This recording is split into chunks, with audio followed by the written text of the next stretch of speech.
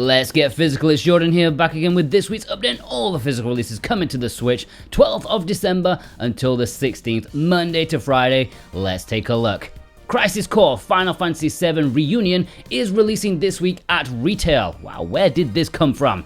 Of course, I saw its announcement and stuff, but it genuinely snuck up on me until, this review thing came into my inbox. That was an unwelcome surprise because I was too busy as Shin to actually do it. Plus, other console versions were allowed reviews early. Us peons as second-class citizens didn't get it that early. Anyway, I'm not reviewing it, but I do love Final Fantasy VII. This is a really big overhaul of the original PSP game, a remaster that's almost erring on the side of a remake with complete visual overhaul, updated mechanics and music, and I think it's going to be absolutely essential.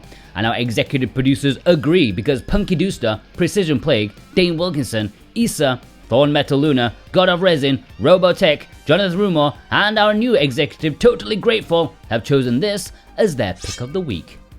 And just remember, if any of the retail releases have caught your eye this week and you want to buy them and you want to support us, then check the links in the description. Good prices in very favourable Canadian money, cheap shipping to the US, and free shipping worldwide over 80 Canadian dollars. You cannot go wrong with Video Games Plus. Every week, everyone who uses our links to buy something is put into a draw to win a $10 coupon on their next purchase. And this week's winner is Gulam G. Again, you are one lucky bugger. Thank you for continually using our links. Let's move on to the rest of this week's retail releases. Nothing. So yeah, if you're going to be like the one person who uses our links to buy Crisis Core, you're probably going to get that $10. So I'll say congratulations in advance. It does appear North America will be getting Joe and Mac this week, and My Universe, My Baby Dragon. Alright, The Low Prince. Apparently I stirred the pot a little bit too much at LRG headquarters last week and made a bit of a splash, and good old Doug, on a forum, he called me a liar, so sorry for lying to you guys. Why do I lie? Because I like Play Asia so much? Anyways, talking of clowns, Ayo the Clown is limited runs only game this week. Thanks for writing that one for me, Doug. You pitched the joke and I knock it out of the park. Yeah, I think even limited run are getting ready for Christmas. Time to pack up for the holiday season. This is a fairly cutesy platformer that I have heard is pretty decent. It may not look the best or like the most polished game out there, but it plays well enough. People have compared this to the Yoshi games, and I would have to agree with that assessment. As it's an East Asia Soft game, I really had this on the cards for a Play Asia release, but it's about clowns and all that. There was only really one place it was going to end up. High five, East Asia Soft, and our executive producer Cartoon Soren has chosen this as his pick of the week. Now before we get into the imports, we've got a lot of things coming this week, and even last week you saw the Mega Imports vid and the JRPG list. Well, this week is full to the brim too, because tomorrow I have an interesting video where I tell you my physical wants for next year.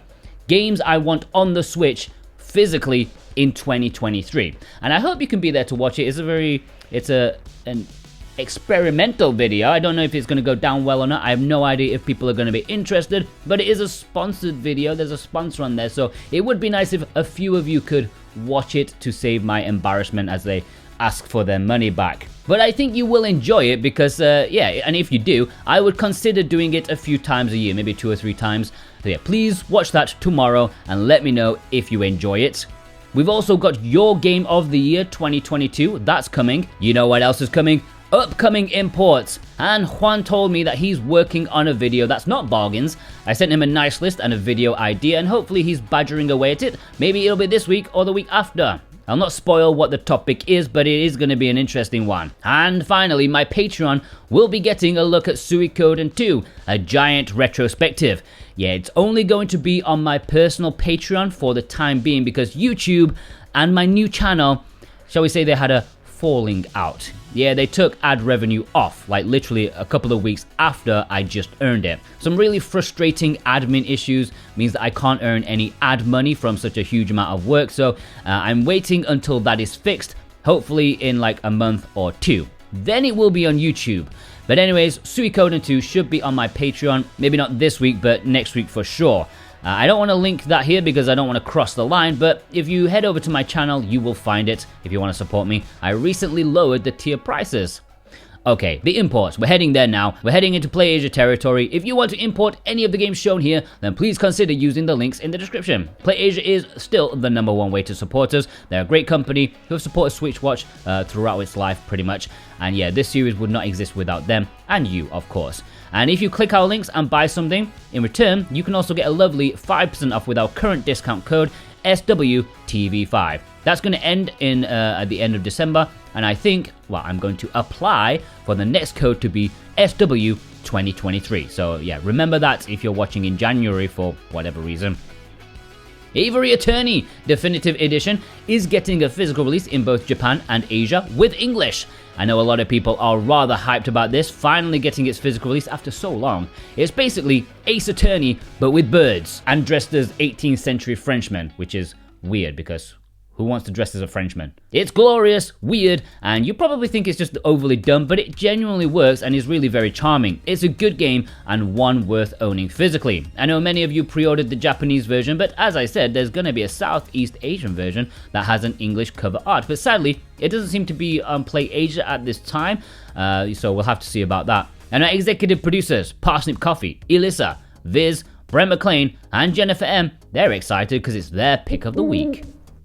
Akai Katana Shin is another exciting import this week, since this is a horizontal shooter originally made by Cave. This has been ported to the Switch by City Connection, so I have zero doubts there'll be some input like for people to complain about, especially at me, for some reason that I just casually enjoy. Look, I get it, shmup fans need a hobby outside of playing shmup, so yeah. When they're not playing shooters, they're complaining about them. We'll have to see about this. Don't pre-order it if you're one of those people. Wait for the input like Saint to tell you what to think, okay? This is releasing in English, and there's a standard edition as well as a collector's edition. And our executive producers Instacritic and Alexander Kato have chosen this as their pick of the week.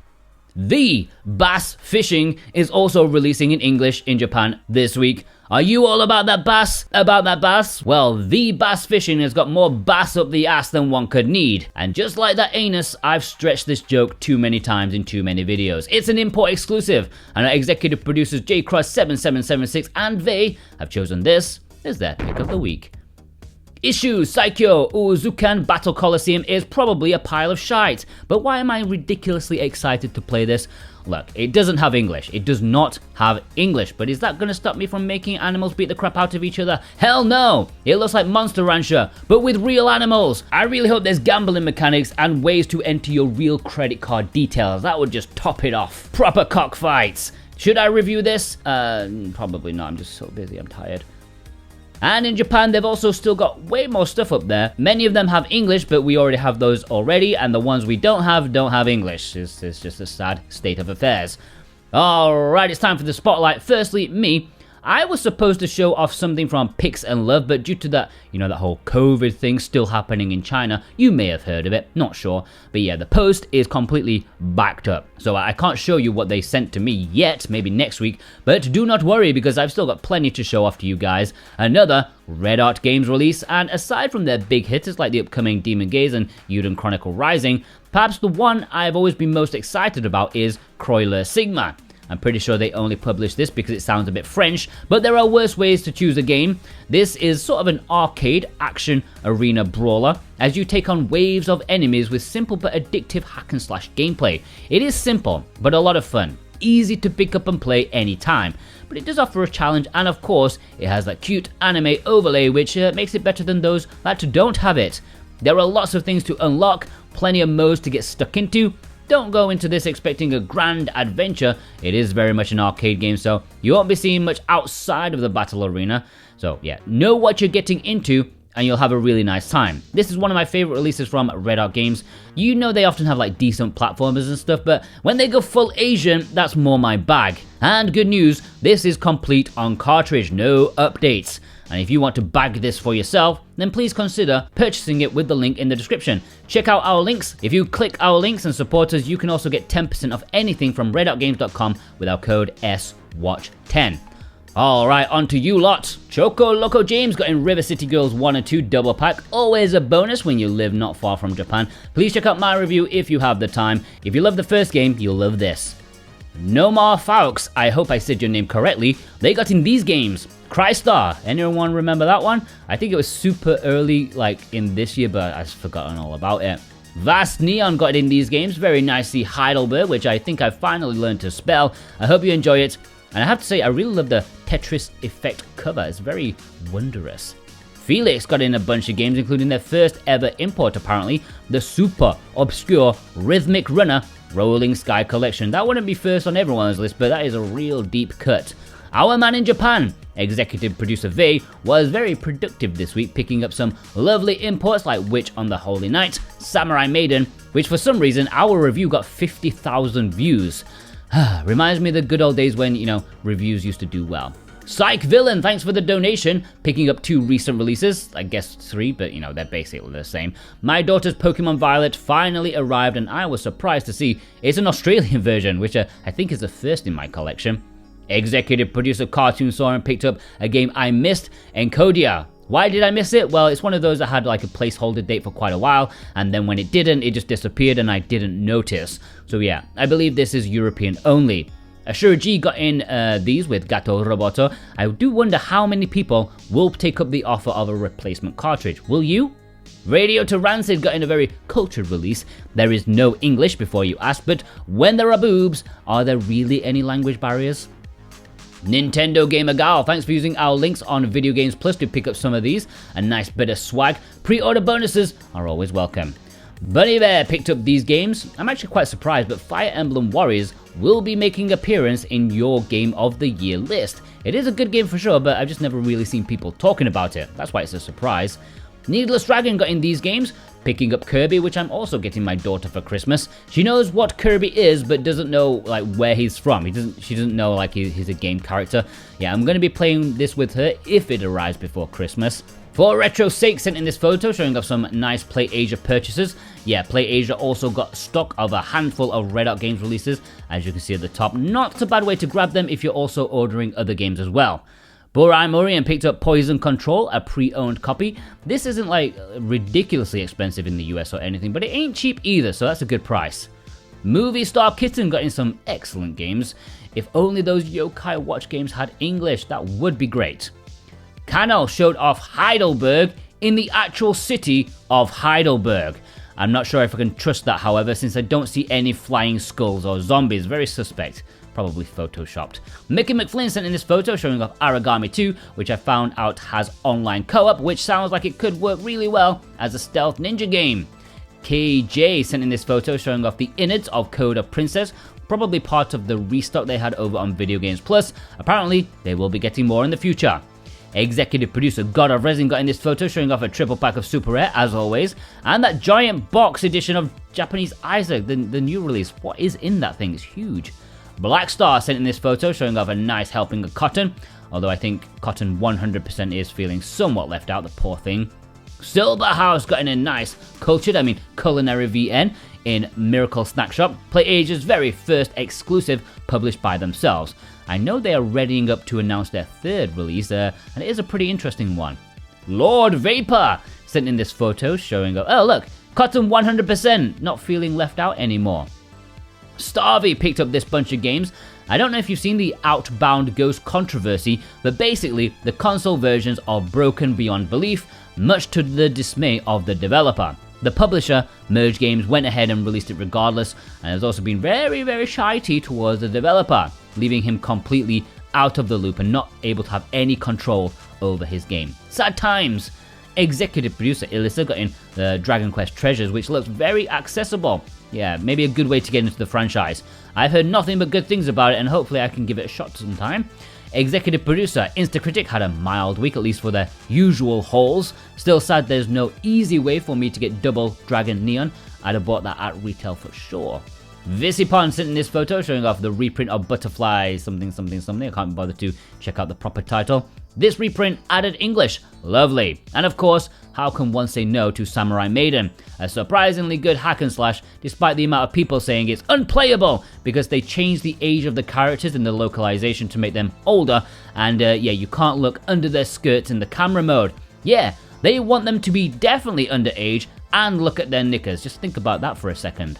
Alright, that's it. Yes, I did every single photo. No roundup this week. Am I a legend? Yes, I am. Please send me your pictures on Twitter at SoWhatAboutGame. You can DM me. That's a good way to do it. Or our email address, SwitchWatchSpotlight@gmail.com. And you can join our Discord and send your pictures there in the submissions section. The Discord server link should be below if I remember to put it in. Please just send me 1 picture per week. If you send me 2, I'll just delete one of them.